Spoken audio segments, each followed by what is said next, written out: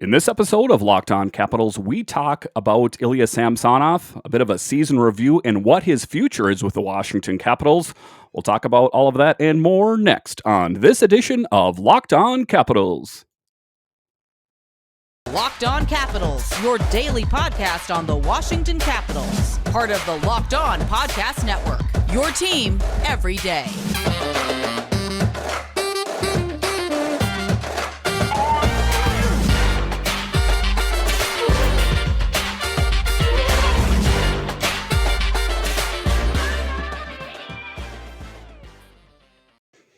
Well, hello and welcome into this edition of Locked On Capitals. I'm so glad you decided to join me today. As always, this podcast is free and available on all platforms, and I want to thank you for making this your first listen or view of the day. Yes, this podcast is also available in video form, so head on over to YouTube and check that out. My name is Dan Holme. You can find me on Twitter. It's at DanCaps218. You can find the show on Twitter. It's at Locked On Caps. So in this episode, that is what we are going to talk about is Ilya Samsonov. What is his future with the Washington Capitals? I know that, everyone was dead set, at the end of the season that is the end of Vitek Vanacek and Ilya Samsonov. Well, in this particular episode, we are going to concentrate on Ilya Samsonov and what his possible future could be with this Washington Capitals team. Like I say, the goaltending situation in general, and if you want to take a look at Ilya Samsonov, was inconsistent pretty much the entire season. Ilya Samsonov would play really great one game, and then the next minute he would fall flat on his face. So what is his future with the team? He is a restricted free agent, so there is the possibility, and there are already some teams out there kicking the tires on Ilya Samsonov. It's been said that the New Jersey Devils are interested in his services. So if he doesn't fit in with this Washington Capitals team, where will he fit? So like I say, New Jersey has already been one team. There's been others kicking the tires on him, seeing if he's available and what it will take to retain his services. But just taking a look at Ilya Samsonov, I know that the knee-jerk reaction is to say, enough, get him out of here, he's no good. But if you kind of take a look at it from a more analytical point of view, you got to look at what he brings to this team, take a look at his history with his team, and if you do just get rid of him in favor of getting someone else just to get someone else, then are you really making a wise and prudent decision? I know that, like I say, it's a knee-jerk reaction to just kick, Vitek Vanacek and Ilya Samsonov to the curb to get this veteran netminder that everyone always talks about. But you can't make change for change's sake. You actually have to upgrade in that position. And if you look at him between Vitek and Ilya Samsonov is revered by the people that know best, the scouts, the people, the NHL insiders, as the better athlete between him and Vitek Vanacek. He was drafted higher than Vitek Vanacek, and just how much they're paying him. He's as far as goalies are concerned, fairly inexpensive. I believe his most recent contract is in the $2 million range. So for someone who has, I would say a pretty good upside, all things considered, and I'm talking about futures. I'm not saying that by any means how he played this last season was acceptable, but I think that in his case, and I'm not saying he should be the starter for the Capitals. I do not. I do think they should go out and get that veteran netminder, but they still need to lock down that number two, because what have we learned from watching the regular season and especially the postseason? If you take a look at the Pittsburgh Penguins, for example, they had Domingue in there in net, and I don't think that was probably in their master plan in the beginning of the season to have Domingue in net when they were in the Stanley Cup playoffs. So that's what I'm talking about, is you just can't make hasty decisions and say that, I want to kick Ilya Samsonov to the curb because he wasn't playing up to snuff. All right, today's episode is brought to you by BetOnline. BetOnline has you covered this season with more props, odds, and lines than ever before. BetOnline, where the game starts. And that's what we're going to talk about is with Ilya. Do we think that he fits in, or do we think that there's someone else in-house that could fit that role? And I think, just in this episode alone, concentrating on Ilya Samsonov, I would say give him another shot. as at least a backup for the Washington Capitals. Like I say, if you look at his record, statistically, he is a pretty sound netminder. You got to take a look at the Capitals in general and say they weren't playing how they normally play. They weren't playing, on the level that they normally play. This is this aging roster, kind of the defense was folding in front of them. There's been all sorts of arguments out there by why the Washington Capitals didn't do better. And then just taking a look at the team, did they play really as bad as everyone thought? They made it to 100 points. 100 points and a wild card team. That's a little crazy to me. That really shows you how competitive and how well the teams in the Metro Division were playing. So that's what I'm saying. Between Vitek and Ilya Samsonov, they were able to get this team to 100 points. 100 points oftentimes could have put a team in first place. It just depends on how the other teams in the league are playing, or in your division rather. So I think that's what I'm saying, is that you just we can't make hasty decisions and say, we got to get rid of those two because they didn't play the right way. And especially with Ilya Samsonov, like I say, I think he has a pretty good upside. I think that if given time, and maybe there needs to be a different goalie coach, I hate to say it, because take a look at the big changes in Braden Holtby's game when Mitch Korn came here, the goalie whisperer, when Barry Trotz came here. You take a look at what Mitch Korn did in Nashville with Picarini and what he did with Braden Holtby in Washington, of course, and then numerous other goalies that he's worked with. So I know that it's easy to make Vitek and Ilya Samsonov the fall guys and say, they're just poor goalies. But take a look at Ilya Samsonov. He was drafted in the first round, 22nd overall in the 2015 NHL draft. So obviously there was something that the Capitals saw in him to draft him that high. And if you just, I'm going to break down his game and, a little bit of the history on Ilya Samsonov in this episode, but it's not too often that a team drafts a goalie in the first round if, they just plan on kicking him down the road a few years later. So that's what I'm talking about, is just not making any hasty decisions on this net mining situation. I think we can all agree that they need that veteran netminder. But now the question that I'm going to be talking about in these next few episodes is locking down the number two. That's what it's all about, the number two netminder for the Capitals. That's what we're going to break down in these next few episodes. And in this particular episode, it's going to be Ilya Samsonov. So as for right now, I would say definitely consider keeping him, at least as a backup goalie, as a number two, because if you take a look at the free agents that are out there, there's none of the guys' names that are jumping out at you that would make a good backup for whoever they pick as the number one netminder. So I think that either Ilya Samsonov or Vitek Vanacek could make a decent backup netminder, but do they have a better option in Hershey? We'll talk about that in the upcoming episodes as well. But, that's what I'm saying, is that I think that there is definitely a potential for Ilya Samsonov with the Washington Capitals, at least in a backup role. And that's what I'm saying, just making prudent decisions here. Like I say, if you looked at social media, the gut knee-jerk reaction was to get rid of both of them and just start all over again. That could be disastrous as well. And then you might be dealing with netminders that are even worse. All right, so after the break here, we are going to break down a bit of the history of Ilya Samsonov and what he brings to this Washington Capitals team. But first, our partners at BetOnline continue to be the number one source for all your betting needs and sports info. Find all of the latest odds, news, and sports developments, including this year's basketball playoffs, Major League Baseball scores, fights, and even next year's NFL futures. BetOnline is your continued source for all your sports wagering information, from live betting to playoffs, esports, and more. Head to the website today or use your mobile device to learn more about the trends in action. BetOnline, where the game starts. All right, so welcome back. And like I say, in this episode, that is what we're going to continue to talk about. Thank you for making Locked On Capitals your first listen every day. We are free and available wherever you get your podcasts. Is to take a look at Ilya Samsonov and a bit historically, what does he bring to this team? Just taking a look back, he got his start in Russia, of course.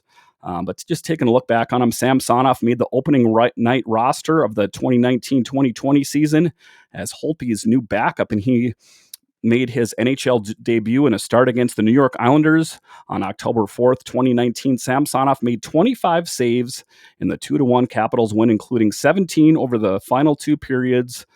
Following his debut, Samsonov subsequently won 10 more to become only the third NHL rookie goalie to win his first 11 contests in the first since 1973 1974. Following his win over the Ottawa Senators on January 31st, 2020, Samsonov yielded a 16-2-1 record with a 2.11 goals against average and a .925 save percentage. And I think that, that was kind of the beginning of how the Washington Capitals began to become all in on Ilya Samsonov. Because that was what was talked about this entire season is what, secrets does Ilya have on the Washington Capitals? Does he have some secrets on Brian McClellan or something? Why can't they just move on from this guy? But if you take a look at him historically, I think that was one of the things. So let's just kind of take a look at it. He was drafted number one overall. And then when he finally got his start with the Washington Capitals, he was off to a historic start. He won 10 games in a row there. So just taking a look at that, I think that just that kind of started him off on the right foot. Samsonov led all the rookie goaltenders with 15 wins and was projected to replace Braden Holtby, who could become an unrestricted free agent at the time of the pause. Samsonov ranked second among rookie goaltenders in wins behind Mackenzie Blackwood and ranked 15th overall in even strength save percentage with a .923 save percentage.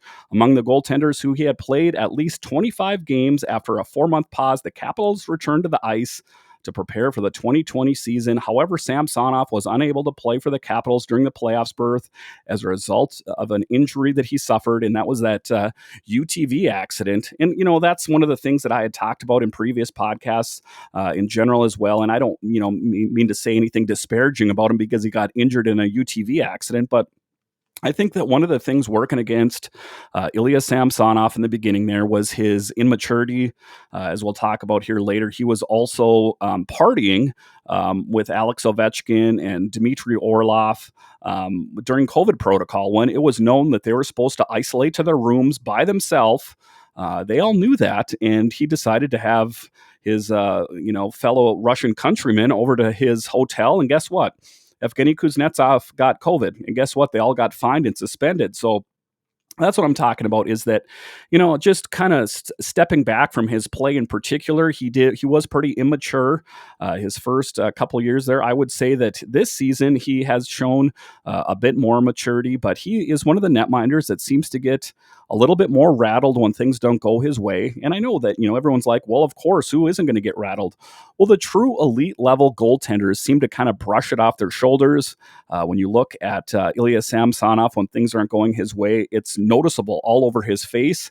And I think to a certain extent, that might be one of his weaknesses, is that I think to a certain extent, if once you're to the NHL level, you got to kind of keep your composure a little bit. Otherwise, if you start coming unraveled in your own mind, then I think that things are ultimately going to fall apart for you even sooner.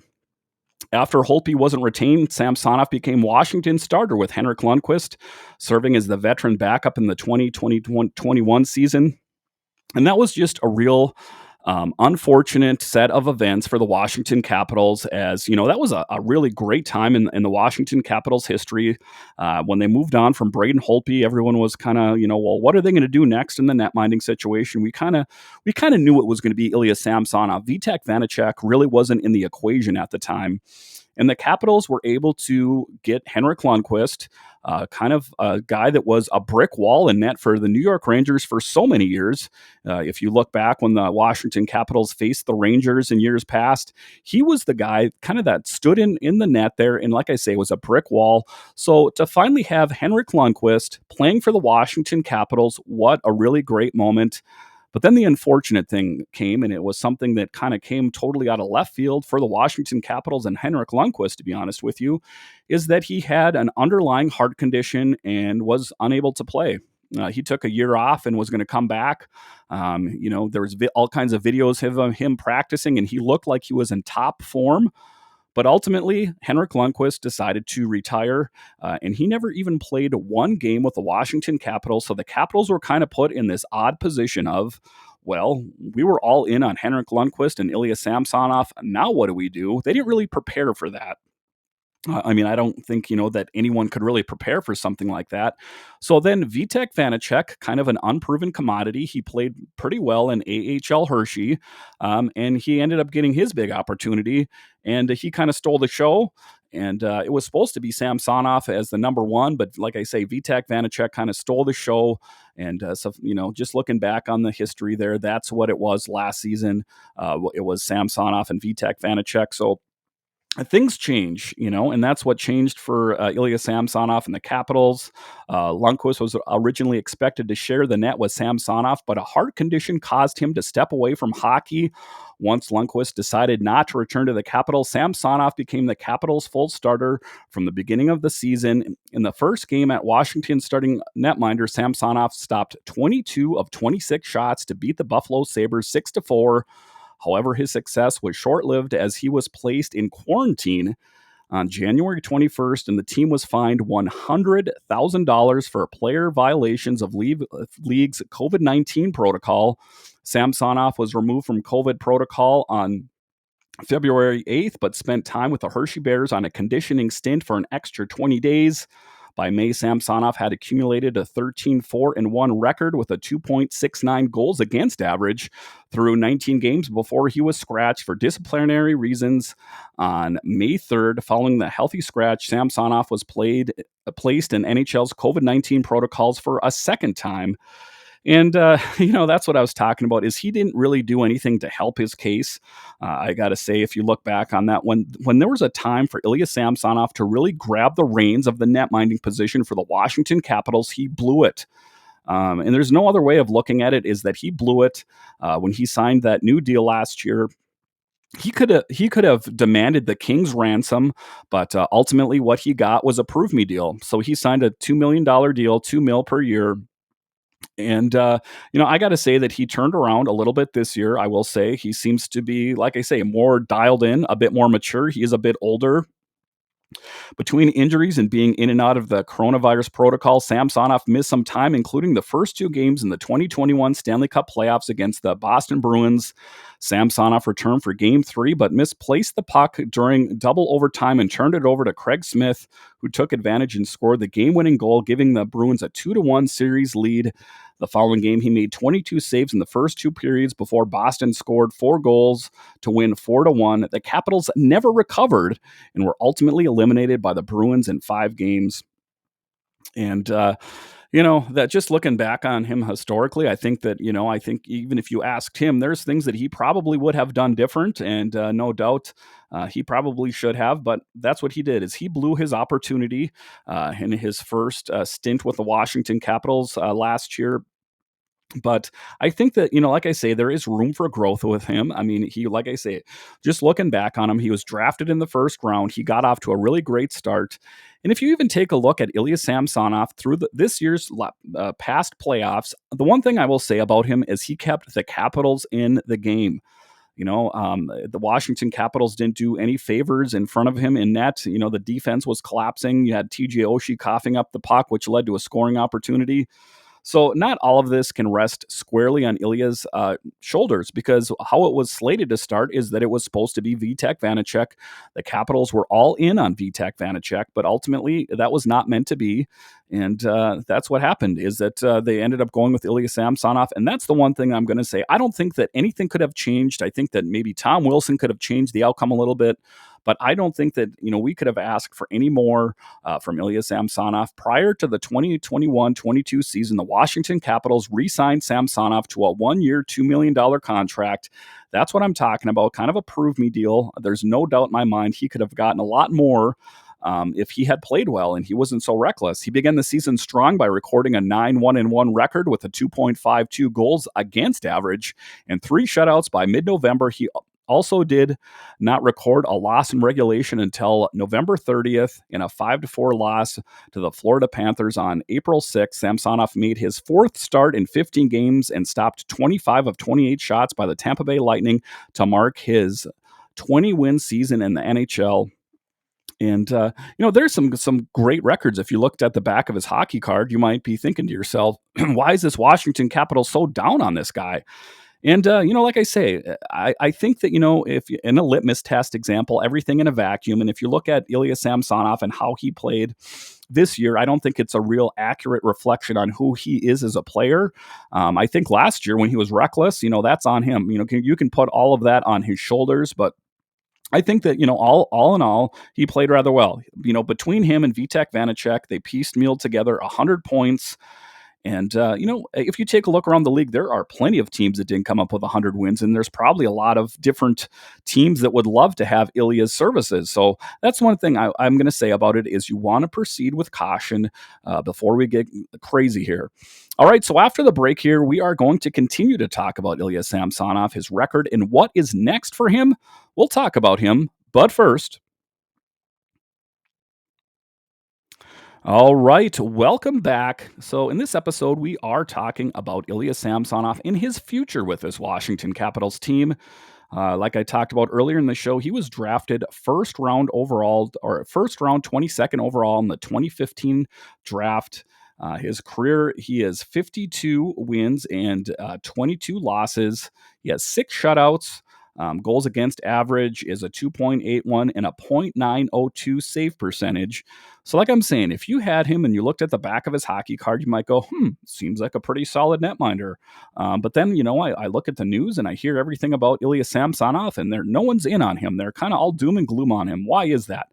So, if you talk to people outside the Washington Capitals organization and they ask you about Ilya Samsonov, what do you think of him?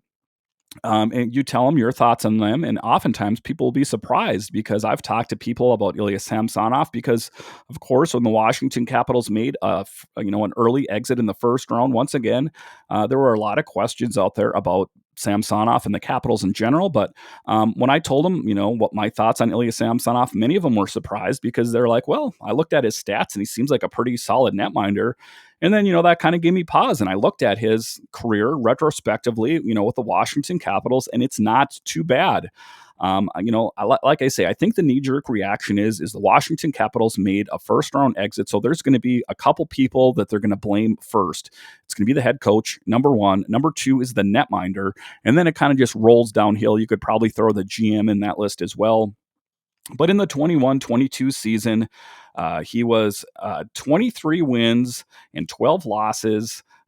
So that's what I'm saying. A save percentage of a .896 with a 3.02 goals against average. So just looking at him, not a really bad numbers on him. So that's what I'm talking about is that, we can't like jump the gun and think, we got to get rid of this guy. I think that, if they give him an opportunity, there is a chance for him to prove himself again. And I think that, like I say, we got to figure out who we're going to have as a backup netminder for the Washington Capitals. And who's going to end up starting, because that's the big thing is the starter. There's many veteran options out there in net, that are coming up for free agency. Are any of those going to be possibilities for the Washington Capitals? Just taking a look at his scouting report here. I'm going to pull that up for you here as well. Ilya Samsonov was likely to be the first goaltender to hear his name in the 2015 draft. He was ranked the best European goaltender by the NHL Central Scouting Services and will likely be drafted within the first 2 rounds, which we all know that he was. Overall, he's had the best of his year's core of goaltending prospects. He has the size and skill to be a starting goaltender in the NHL. The raw talent is there, and his positioning and style of play are generally top-notch. Despite his large frame, he is very agile and can move quickly to cover any holes that might appear. There is one particular issue which might mean he isn't drafted in the first round and might fall a bit. He was signed a 3-year contract by the KHL team, meaning that Samsonov will be in Russia for the foreseeable future. This is just all the scouting report on him. So just what did everyone think of Ilya before he is who he is today? While this might not be a bad from a development point of view, the Russian factor is going to come into play. Will the Stars draft him? I personally think that Samsonov will be drafted before the Dallas Stars' second-round pick, and I'd be surprised if Jim Nill decides to use the Stars' first-round pick on Ilya Samsonov. So just some other words on him. Ilya Samsonov has the ideal size that the teams are looking for in goaltenders today at a 6'3" and 201 pounds. Samsonov makes the most of that size, coming to challenge on plays and reducing the amount of net that forwards have to shoot out. He is very athletic and never gives up on a play, resulting in him being able to make some ridiculous saves. And we saw that, full snowman saves out there. You can't knock his play. When Ilya Samsonov is dialed in, I challenge you to name a better netminder out there. Samsonov has strong legs and gets side to side across the crease quickly and efficiently. He plays a tight butterfly, and his legs kick out quickly to take away the bottom of the net. He has a fast glove hand and blocker as well. Samsonov skates backwards very well, and this makes him hard to beat on the dekes, as he can come out to cut down those angles, but backs up quickly if the shooter instead tries to go around him. His positioning is very good, as he remains square to the puck when he's moving around as it passes the offensive zone. And like I say, this is the scouting report on him. He combines the essential elements of size and athletic ability to be imposing in the net and make scoring difficult. He is very aware and reads the play well and is quick to close down the net. An ultra competitor who never gives up on a play. With normal technical refinement, he can become a star. Listed with 6'3", he is a big kid with perfect size. But despite his big size, he shows great agility, has good lateral movements, and is strong with his pads. And that's the book on him right there. That was the scouting report on Ilya Samsonov. So if there's any people out there that were wondering, why did the Capitals even go with him in the first place? The book's pretty strong on him, and historically, he has been a really great goaltender. So if I could tell Caps Nation one thing is, let's not give up on him yet. I know what you're going to say. What are you talking about? Are you drunk? I'm not drunk, I assure you. I'm just looking at the numbers. I'm trying to look at this from an analytical point of view that while he might not be a great starter, I've never said that he should be the starter for the Washington Capitals, make no mistake, but I think that he could serve as a strong number two for the Caps. I still think they do need to pick up that veteran netminder, whoever that may be. There's so many names out there that have been thrown around. It's really hard to zero in on one. I know that, one of the names that people want is Holtby. Some people really want Andre Fleury, even though he doesn't seem to be too interested about coming to this team. But that's what I'm saying. Just, being a bit cautious as we approach this crazy season, as they talk about, because, there's all sorts of players that are going to get moved here and there. And the last thing the Washington Capitals really want to do now is make a mistake by getting rid of one of their netminders that might be better than they thought. Let's take a look back on Vitek Vanacek, rather, just to close out the show. Is that how up in arms were the Washington Capitals when we lost him briefly to the Kraken? Think about it. The netminding situation in Washington, everyone's like, oh, it's horrible. Well, then why was everyone so upset when Vitek was gone? And then was just hallelujah when he came back here. So let's have everything into perspective a little bit here, and just, take a look at them. Take a look at the book on them, not just knee-jerk reactions. Thank you for making Locked On Capitals your first listen every day. Now make your second listen Locked On NHL. From first-round matchups to each Stanley Cup kiss, Locked On NHL covers the playoffs like no other. Hear the latest news and opinions from local experts every Monday through Friday. It's free and available wherever you get your podcasts. So once again, thank you for joining me on this edition of Locked On Capitals, and that's what we're going to do in this offseason. I have some really great guests coming up. I have a guest from the Hockey Writers coming in. I have Andrew from NBC Sports Washington. I may have Locked On Nationals here. I have the Caps Chirp podcast coming up. So it's going to be a summer of fun around here at Locked On Capitals. And I really want to thank all you guys for joining me through these summer months. I know that these are the dog days of hockey, and, maybe not necessarily the thing that you want to listen to when it's, 80 degrees out and you're on the beach, but it's always Cap season here at Locked On Capitals. And I want to thank you so much for joining me, and I'll talk to you next time.